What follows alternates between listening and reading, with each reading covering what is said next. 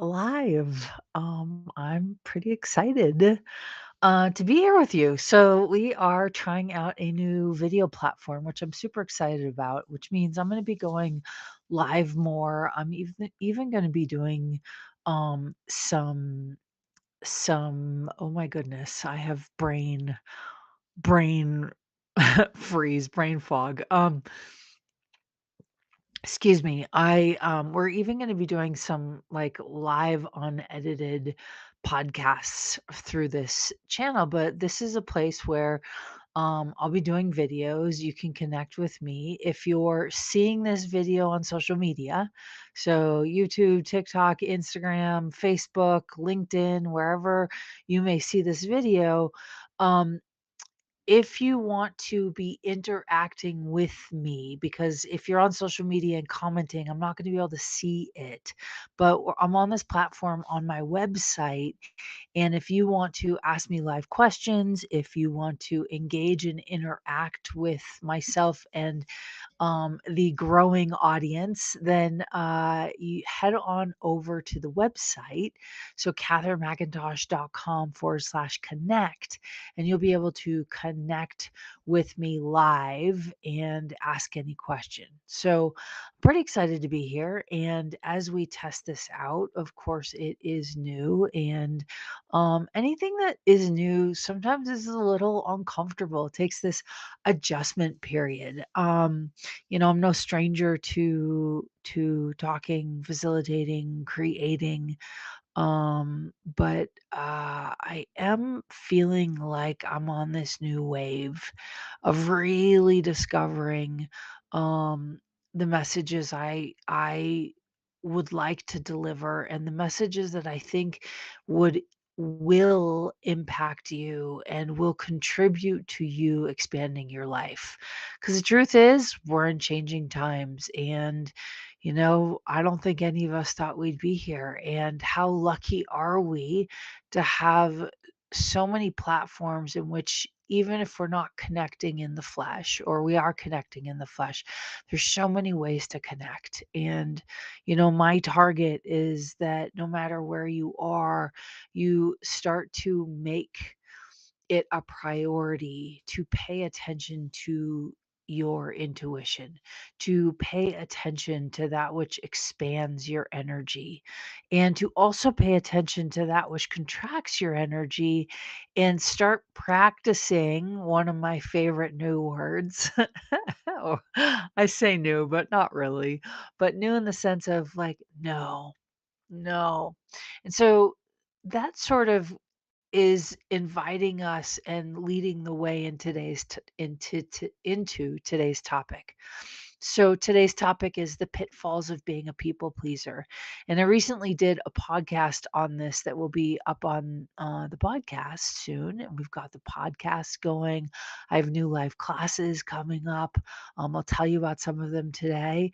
But there's some really cool stuff happening behind the scenes. And we have been busy at work behind the scenes preparing for what's next. And I'm really excited because I think for close to 20 years, I've been doing, maybe 30 years, I've been doing energy work.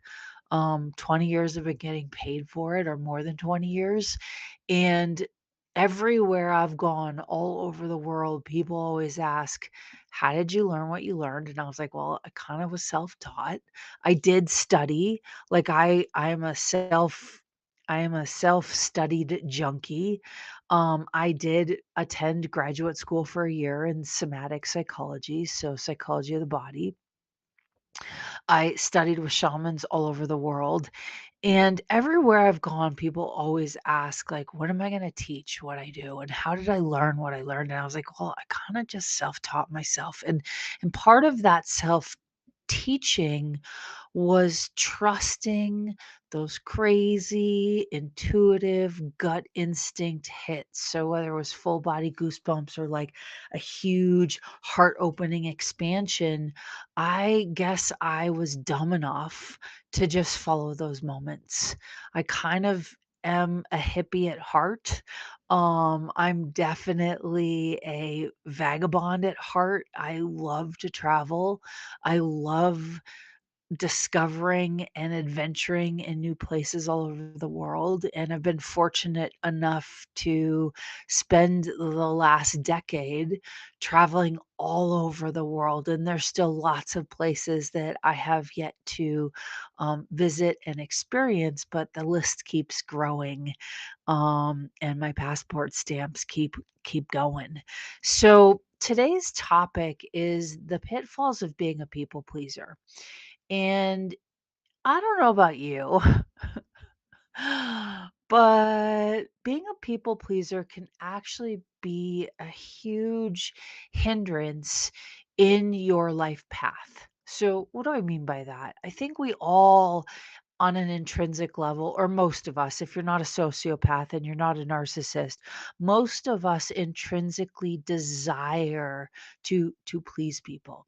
We intrinsically desire for those around us to feel more fulfilled and more expansive and more and happy by our sheer existence in their lives. And so we will do whatever it takes to contribute to them, to make them happy, sometimes to bend over backwards and not in a good way. So if you're an empath and you're intuitive or you're a feeler or you're a seeker, you tend to get hit harder with the people pleasing than others.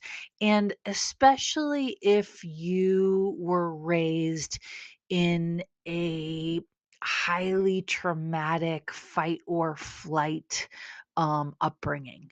So if you had an upbringing in which your nervous system was in constant fight or flight or fawn or freeze, so the 4 Fs in my 3-day live events, I say F, F, F, and F. You can figure out what that means. I'll try not to swear for these moments, although on my podcast, I probably will swear, and I do swear sometimes. So but the point is during the 3-day event, we talk about the 4 Fs, right? F, F, F, and F, which is fight. Oh my God. Fight, flight, fawn, or freeze. And if you had a childhood or if you had an adult relationship or an adult experience in which you had a highly traumatic experience and your nervous system is wired to be hypersensitive to your external environment to decide if you have to fight, flight, fawn, or freeze, which is kind of automatic for most of us. But if you were in like a lot of traumatic situations, especially growing up, especially in childhood, you tend to, and you're empathic, right? And you're intuitive, and you're hyper aware of the environment and the people and the energies around you. And those people tend to be sort of forward in their head, forward in their heart. They're constantly on the lookout. If that is you, then uh, your people pleasing skills are probably at an all time high because when you learned to people please, it kept you safe. So if any of you had an alcoholic parent and you weren't sure which version of your parent you were going to get, and if that parent was, volatile or verbally abusive or even physically abusive, um, you would do anything you could to placate and please that person, right? And so you learned that people pleasing was a way to keep you safe. It was a way to make those around you that you loved happy. And so for a long time, it was a great survival instinct. It was a great survival mechanism. And unfortunately, right?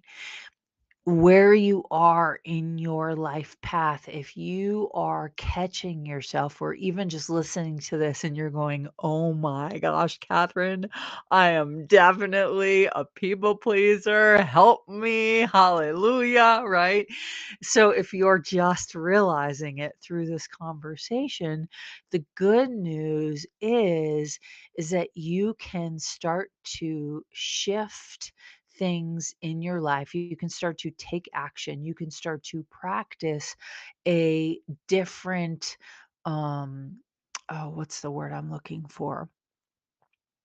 Practice a different habit so you catch yourself in the act and you rewire your neurotransmitters in the moment. One of my favorite tools of all time that I used when I created the no judgment diet, which was a 30-day program to help people specifically start to love the skin they're in. And these was this program was dedicated towards women who'd spent their whole lives feeling fat and ugly, spent their whole lives on diets, whether they were skinny or larger. It didn't matter what size they were. It was no matter what size they were, they never were satisfied. And then that sabotaged their ability to be intimate with others. It sabotaged their self-esteem. It uh it diminished their ability to take personal risks in their life and maybe go after the job or the relationship that they really wanted. And it definitely is a costly it's a it's a costly habit that really can destroy people's lives, and I've watched women's insecurities with their bodies destroy their marriages, drastically impact their parenting, affect their productivity in their job or their career. And so when you're in a situation in which you're like, "Oh my gosh, I'm doing it again. I'm people pleasing." Here is one of my favorite tools that I used a lot in the no judgment diet, which I was using it from the place of if you caught yourself judging you, you're looking in the mirror and you're judging your thighs, or you're, eating dinner with your family, and instead of being present with the conversation, you're scarfing your food and you're thinking about dessert before you even finish your meal. Right. That's a trauma response. And it's a survival mechanism that most people use, men and women, but women just tend to, because women are such emotional beings compared to men, are a little bit more logical. Us women are crazy in our emotions. And, it takes a strong man to not take that emotion personally and just stand in his strength and in his wisdom and in his brilliance and hold the container. And a lot of men aren't taught or trained how to do this, although there is work out there, there is information out there. And so it's so fascinating to me because when you're in that moment of judgment, you are not present with anything in your life. And so this tool, stop it, is to literally like stop it. You can even, do the action. And the more you do the action, the more you rewire your neurotransmitters to behaviorally change the way you think about your body. Because it's not just an action, this is a lifelong practice. An athlete doesn't become an athlete because one day they wake up and go, "I'm an athlete." No, it takes years of practice, years of training, years of discipline. And it's the same thing with our psyche. It's the same thing with our emotions. It's the same thing with cultivating a healthy boundary with ourselves. And people pleasers are not so great at boundaries until it's too late. And so it shows up in depression or anxiety, or it shows up as being the life of the party, but inside you feel depleted and not nourished in a way where your soul and your heart feel like they come alive. And so, my favorite tool to use in any situation in which you need to rewire your neurotransmitters and break a habit and shift it into practicing something new is this tool of stop it. like, stop it. Right? Stop judging yourself. Oh my gosh, I just told, Nancy that I would bake 500 brownies for a bake sale next week. I don't have time. I'm a single, and I'm just giving you guys scenarios of things in which you may catch yourself saying yes to things. And I've been talking to a lot of people in my life lately, and it's coming up for a lot of them, especially the women in my life. As we evolve as a species, as we evolve in our own growth and consciousness and awareness, you start to recognize the choices you're making in your life that are no longer resonant with who you want to be and where you want to go in your life. And so the best thing to do is to go, "Stop it." Right? "Stop it. Stop the noise, stop the craziness, stop the insanity," and start to kind of uncover your own levels of truth that will allow you to expand in your lightness, expand in your genius, expand in your creative flow.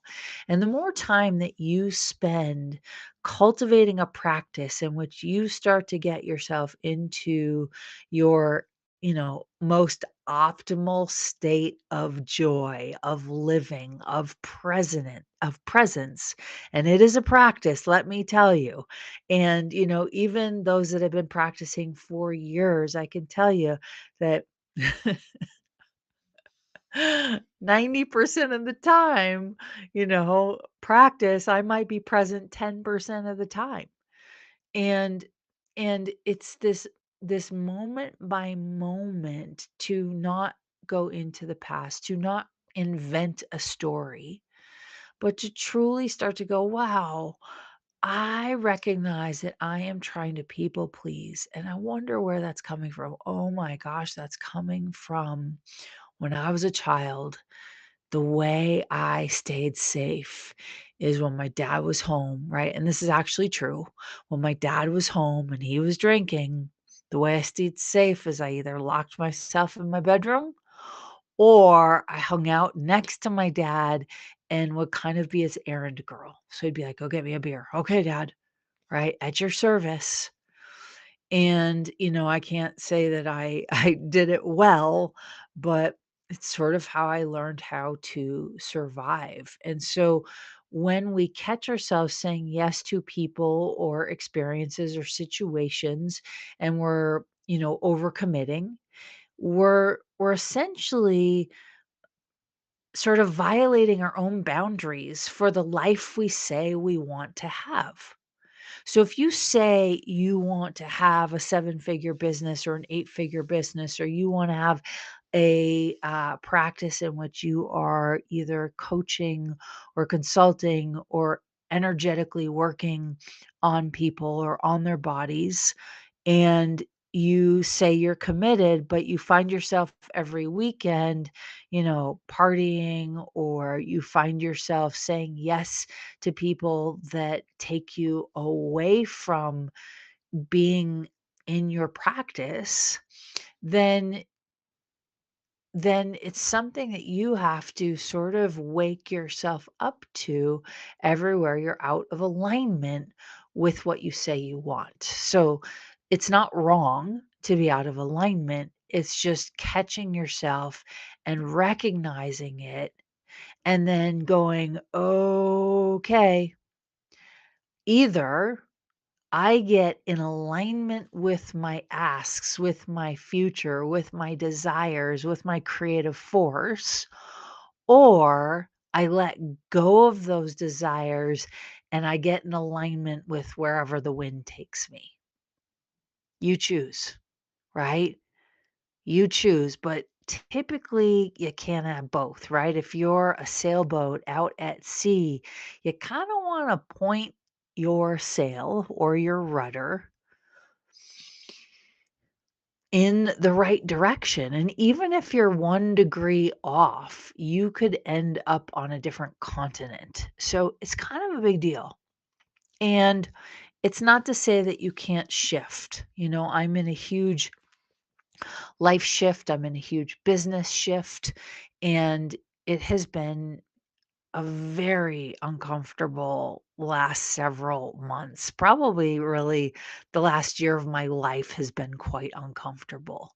And it's because I am re-emerging and reacquainting myself with a new future, with new asks. And those asks have always been there, those desires have always been there, but they needed some fine tuning because I had gotten out of alignment. And so, for each of you listening, this is your invitation to look at the places in which you are being a people pleaser and catch yourself in the moment and go, stop it. And if you went, oh my gosh, I just said yes to Nancy to cooking 500 brownies for Friday. Oh my gosh, what was I thinking? I can't do that. Maybe you call her up, and this is how correcting your people pleasing can look. You call her up and you say, I'm so sorry I committed to 500. I'm over committed and I'd be happy to do 50. Right? That could look like, or you do the 500 but you rehearse in your head. You go, wow, I just caught myself and I was people pleasing. So next time that happens, and I know I can't, I'm going to practice saying no, or I'm going to practice saying, I'm so sorry, I'm already overcommitted. What can you practice for the next time you find yourself in a people pleasing situation? And just like an athlete, I used to downhill ski race, and you screw up a training run, right? And you go, okay, how would I do the next run differently? And literally, we would close our eyes and go in our minds every single gate, every single turn, every single little thing, and you rehearse it. And it's the same thing with life, is rehearsing, practicing a different choice. But you got to practice it so that when you're in the heat of the moment, right? When you're in the race for your life or your future or your financial goals or your targets, that in the race, when everything is just like whoa, going on all cylinders, you've already rehearsed what you need to do. And then you're ready, you're prepared, right? And you're practiced. So it comes easier. And so, for each of you listening, if this resonates, if you'd like to comment, if you'd like to ask a question, thank you for being here. Um, I want to invite you to really sort of take inventory of your life, and where is it working for you? Where is it not working for you? And how can you begin to advocate for yourself, to begin to say no to the places in which you are people pleasing and it is draining your energy? Now, if you're people pleasing and it is expanding your energy and you feel absolutely fantastic, then ignore all my advice, right? But if you're in a place where you recognize that it is taking you away from creating your best life, then you want to sort of take inventory of those areas of your life that maybe you need a little support, a little encouragement, a little practice, a little reminder to say no. Because when you say no, what you're doing is you're saying yes to you. You're saying yes to your future. You're saying yes to the people whose lives you might change if you spend more energy on what you want to create. And so it is now more than ever, and I'm probably going to get a lot of flack for this, but now more than ever, and I've talked about this quite a bit recently, is it's almost necessary to be selfish. And I'm sure in an age where everybody's kind of tripping on narcissism and sociopaths and all that crazy stuff, they're like, but it's so narcissistic to be selfish. Well, here's a little example I can give you is years ago. Now, I've been in the sort of teaching, consulting, coaching space. I've been in the healing space for, over a decade, really almost 2 decades. And I had this point of view one time, about 5 years ago, that it would be really selfish of me to fire one of my full time staff members. And I was like, they're depending on that income. And at the time, I was paying them more a month than I was paying me. And I had this point of view that I couldn't survive without them, which is not a great point of view to have as a business owner. It's not, if you are the CEO of your business, it is not a good point of view to have. You can't live without the person that's working for you or the people that are working for you. And here's why: you will cut off your awareness when they are no longer contributing to either your ease in your life or the growth of your business. And if you're like, I need them, I need them, I need them, you've just created a codependent relationship in which you now are the people pleaser for them. That is not going to help you grow your business. So, so here I was. I knew that the person that was working with me needed to go. And I felt guilty because they had been with me for so long. They had seen me through some pretty horrific trauma. They helped my business at a time where I literally couldn't work, and they were doing all of it. And so I had this like obligation to them. And I also had this guilt of like, I can't fire them. How are they going to pay their rent? Where are they going to live? They're going to have to move back in with their parents. And I created this huge scenario. This is what people pleasers do. We create scenarios in which we think they're the victim. And by the way, I did a podcast, which will be up soon on the Gangster of Consciousness podcast, all about people pleasing. So please check it out. And like it, subscribe to the channel. Please share it with your friends on social media. The more the merrier, because we are just starting to get out there again in a whole new way. And I can't wait for what's next. I got some surprises. I'll talk about some classes that are coming up that you are invited to join us for. And so, here I was with this person, and it just was not working and was not working and was not working. And I was frustrated. I was starting to get angry, which is not a good place to be if you're running a business. It's not a good place to be for me when I'm working with people and coaching them and sort of trying to be their best advocate. And here I am dealing with some pains in my own life. It wasn't fun. And, I had delayed firing them for like a year, like a good year. And it was getting to a point where I just was over it and I knew something had to give. And her behavior was getting more sporadic and she was not trustworthy.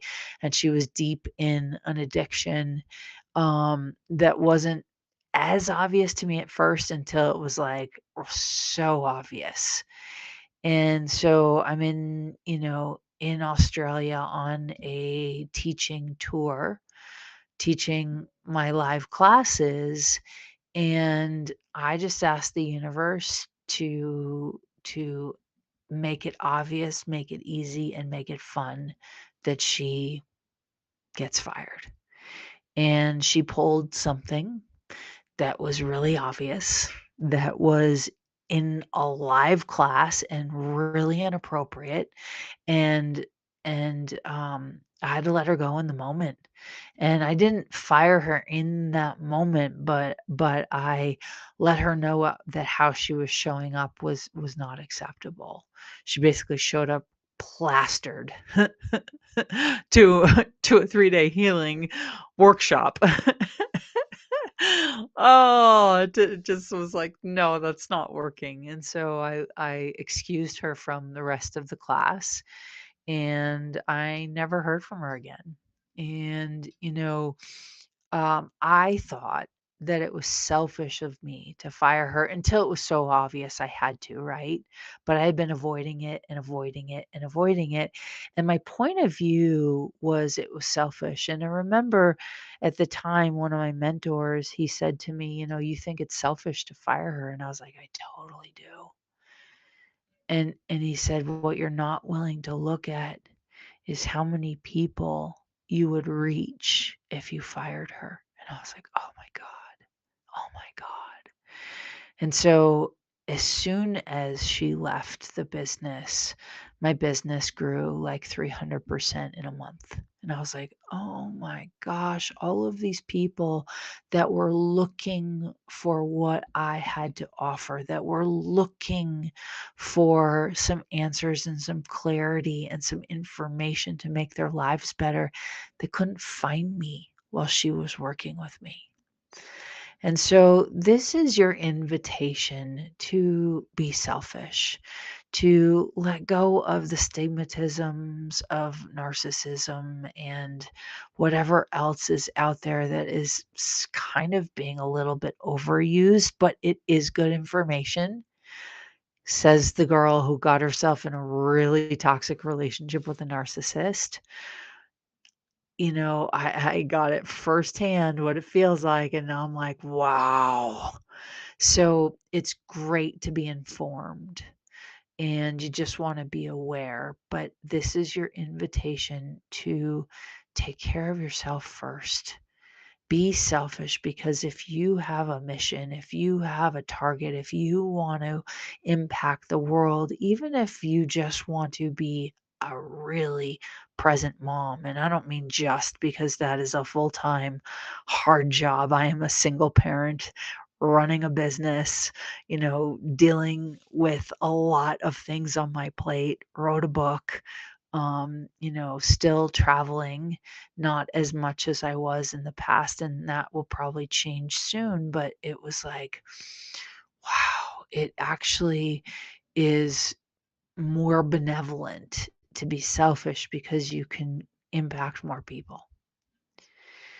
And the less you worry about what other people think, the less you worry about disappointing people, like, get used to disappointing them. Because the person you're disappointing the most when you try to people please is you're disappointing yourself. You're disappointing your future self. You're disappointing the consciousness that you could be. And, consciousness, there is no judgment in consciousness, right? Or consciousness, is just this living, breathing, evolving thing. And so for each of you, may you listen to this, may you watch this, may you see it wherever you see it. Come connect with us on our website. We're going to be putting up some free training soon. We've got a lot of really cool online programs coming up. We've got some great live classes coming up. And when I say live, currently they're online live, but you can join us live. Really amazing. And I have an awesome hidden gem for those people that are on my list. If you join my list between now and Tuesday I am doing a membership. It starts the membership experience, and it's 2 live facilitated calls a month where we sort of discuss every topic. You get personal facilitation. You can ask me any question about any topic in your life, right? Pertinent to you. And I will go there with you and facilitate you and hopefully give you the clarity that you've been looking for. And so if you're on my email list, I'm actually gifting it to everyone on my email list. So join the list. If you haven't done so already, join it, but you got to join it before Tuesday, right? Tuesday, February, was that 20th? um, so join. And it's the 21st, I think. And then we have a 3-day live event coming up. So actually let me open the membership experience and let me open the Don't Die Be Happy 3-day live event. So next weekend we've got a 3-day live event that I'm so excited about. And I'm a self-taught junkie. I have done a lot of trainings all over the world, but I also have just dove in myself. And I've had the fortune of spending 3 years in South America and just happened to find myself in these circles with these really old, ancient, brilliant shamans who I didn't realize it at the time. They were downloading information into my world in every ceremony I participated in. And it wasn't ayahuasca or any plant medicine. It was just basically tobacco and, like being on the earth and some drumming and some other stuff. But it was mostly sober ceremonies. And in every ceremony around all of South America, these shamans, they might have known of each other, but we're talking like one in Peru and one in Argentina and one in Brazil, and they were downloading their stuff. And I didn't realize this till almost a decade later that that's what was going on. I was pretty young. And so, this 3-day live event that's coming up, we're going to be dealing with hormones and your metabolism and eradicating the traumas that you might not even know are in your body that are maybe keeping weight on or keeping you from making different choices in your life. Maybe you're ready for the next chapter of your life and you've been hesitant or fearful, or you have a lot of worry and doubt come up. We basically spend 3 days changing the molecules of your body, changing your cellular imprint in your life so that you can begin to evolve and transform and become the person you are meant to be. And no two classes have ever been alike because I follow the energy, and whoever shows up from all over the world. I believe this class will be translated in Italian, which I'm super excited about. And normally this class is $14.97, but we decided to make it $4.97 for everybody. So it's the least expensive it's ever been, ever. I don't know if it'll ever be this price again, and I honestly am not joking. I really don't know, because we'll see what it creates. Choice creates. But we're gonna use every resource we can. I'm going to bring everything I have to this 3-day live event, and it's designed to help you wake up to your best self, to dive into your best self. And so, my magical friends, I'm so glad you're here. And I'm really glad to be on this new platform, interacting with you on the website. And so, check them out. These are going to be here for you to access and interact with us and get the information that you need. And if you want to come play with us, then you are invited, right? You are invited. I will tell you this, that every single person who's ever done a class with me has has literally been like, "This class changed my life. I didn't believe you. This class changed my life.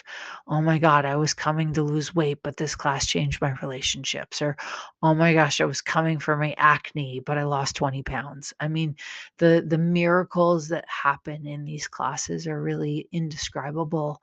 But once you experience it, you're like, "Wow, if I can do that in 3 days, I wonder what I can do with my life."